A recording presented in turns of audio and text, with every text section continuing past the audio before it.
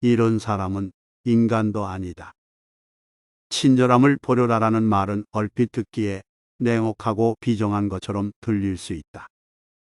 그러나 이 말의 진정한 의미를 공자의 철학을 통해 깊이 들여다보면 우리는 인간 본성과 사회적 관계의 본질에 대한 깊은 통찰을 얻을 수 있다.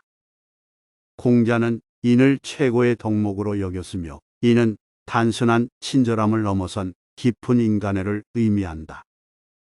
따라서 이 말은 단순히 친절함을 버리라는 것이 아니라 진정한 인간성을 갖추기 위해 표면적인 친절함을 넘어서라는 의미로 해석해야 한다.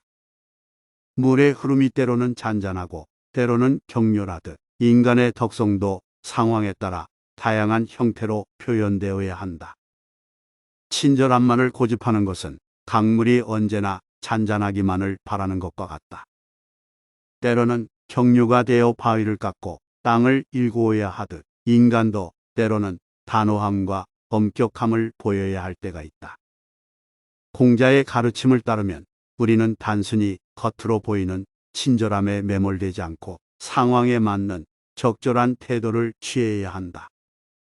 이는 꽃이 때와 장소를 가리지 않고 피어나는 것이 아니라 적절한 계절과 환경에서 아름답게 피어나는 것과 같다. 따라서 우리는 친절함이라는 단일한 덕목에 얽매이지 말고 상황에 따라 유연하게 대응할 수 있는 지혜를 갖추어야 한다. 이것이 바로 공자가 말하는 중용의 도리이며 진정한 인간성을 실현하는 길이다. 첫째, 친절함의 본질을 깊이 이해하라.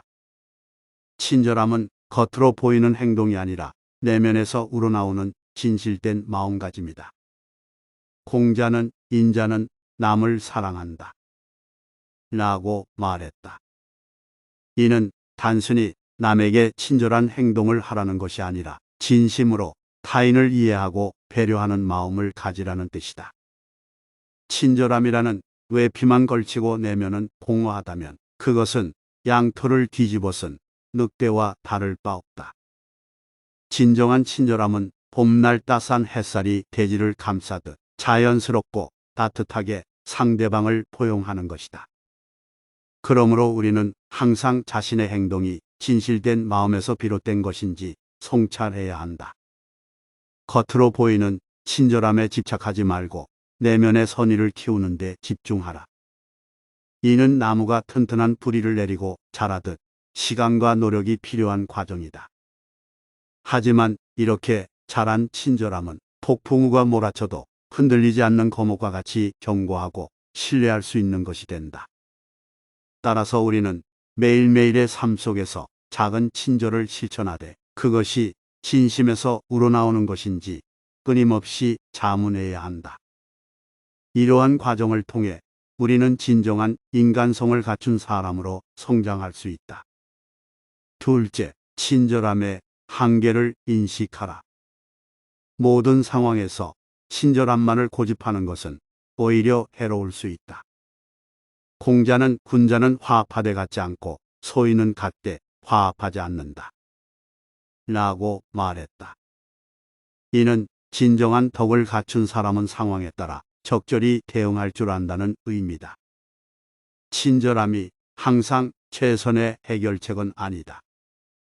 때로는 단호함이, 때로는 엄격함이 필요하다. 이는 의사가 환자의 병을 고치기 위해 때로는 쓴 약을 처방하고 때로는 고통스러운 수술을 해야 하는 것과 같다. 무조건적인 친절함은 오히려 문제를 키우거나 해결을 지연시킬 수 있다. 예를 들어 아이가 잘못된 행동을 했을 때 항상 친절하게만 대한다면 그 아이는 자신의 잘못을 깨닫지 못하고 계속해서 그릇된 길을 갈 수 있다. 이는 강물이 늘 잔잔하기만 하면 오히려 썩어가는 것과 같다. 때로는 거센 물살이 필요하듯 인간관계에서도 적절한 긴장과 갈등이 필요하다. 그러므로 우리는 상황을 정확히 판단하고 때에 맞는 태도를 취하는 지혜를 길러야 한다. 이는 항해사가 바다의 상태를 보고 배의 방향을 조절하는 것과 같다.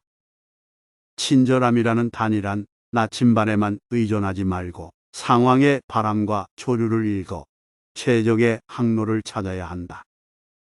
셋째, 진정한 인간성을 추구하라. 공자는 인을 행하는 것은 자기로부터 시작한다. 고 말했다. 이는 타인에 대한 친절함보다 먼저 자신의 내면을 돌아보고 수양하는 것이 중요하다는 의미다. 진정한 인간성은 외부의 평가나 인정을 위한 것이 아니라 스스로의 도덕적 완성을 위한 것이다. 이는 등불이 자신을 밝히면서 동시에 주변을 밝히는 것과 같다. 자신의 내면을 갈고 닦는 과정에서 우리는 자연스럽게 타인을 이해하고 배려하는 능력을 키울 수 있다. 이는 농부가 땅을 갈고 씨를 뿌리는 것과 같다. 처음에는 힘들고 고통스러운 과정일 수 있지만 결국 풍성한 수확을 거두게 된다. 그러므로 우리는 매일의 삶 속에서 자신을 성찰하고 개선하려는 노력을 게을리하지 말아야 한다. 이는 산을 오르는 것과 같아서 한 걸음 한 걸음 꾸준히 나아가야 한다. 때로는 험난한 길이 나타날 수 있지만 그 과정에서 우리는 더 강해지고 현명해진다. 결국 정상에 도달했을 때 우리는 넓은 세상을 조망할 수 있는 안목을 갖게 될 것이다. 이것이 바로 공자가 말하는 군자의 경지이며 진정한 인간성의 완성이다. 넷째, 상황에 맞는 적절한 태도를 취하라. 공자는 시중이라는 개념을 강조했는데 이는 때에 맞는 올바른 행동을 의미한다. 친절함도 이와 마찬가지로 상황에 따라 적절히 조절되어야 한다. 모든 상황에서 동일한 수준의 친절함을 보이는 것은 오히려 부자연스럽고 위선적으로 보일 수 있다. 이는 사계절 내내 같은 옷을 입고 다니는 것과 다름없다. 봄, 여름, 가을, 겨울에 각각 어울리는 옷이 있듯이 인간관계에서도 상황에 맞는 적절한 태도가 있다. 때로는 따뜻한 봄날의 햇살처럼 부드럽고 온화해야 하고 때로는 한여름의 소나기처럼 시원해야 하며 때로는 가을의 서늘한 바람처럼 냉철하고 이성적이어야 하고 때로는 겨울의 눈보라처럼 엄격하고 단호해야 한다. 이렇게 상황에 맞는 적절한 태도를 취하는 것이 진정한 친절함이며 이를 통해 우리는 더 깊고 의미 있는 인간관계를 맺을 수 있다.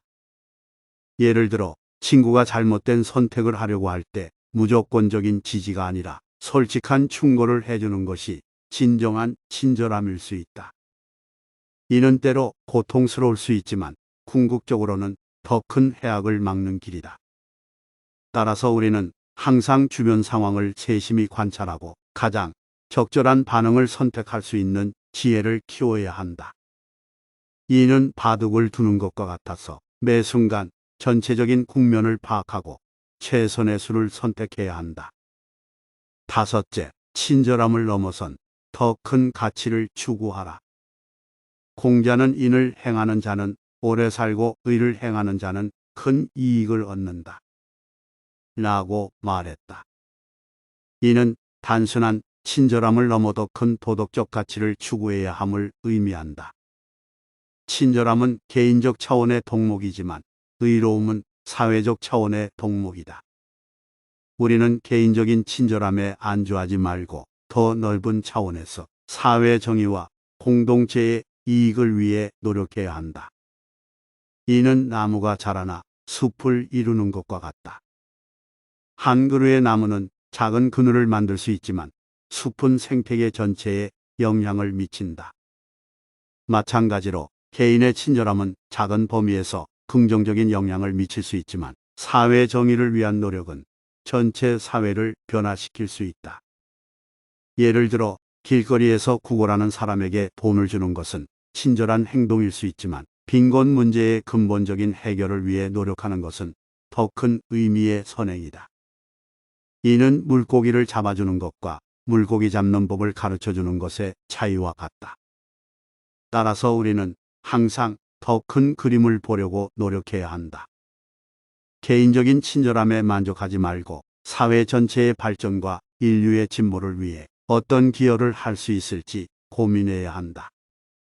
이는 등산을 하는 것과 같아서 눈앞의 길에만 집중하지 말고 때때로 고개를 들어 정상을 바라보아야 한다. 그럴 때 우리는 더 의미 있고 가치 있는 삶의 방향을 찾을 수 있다.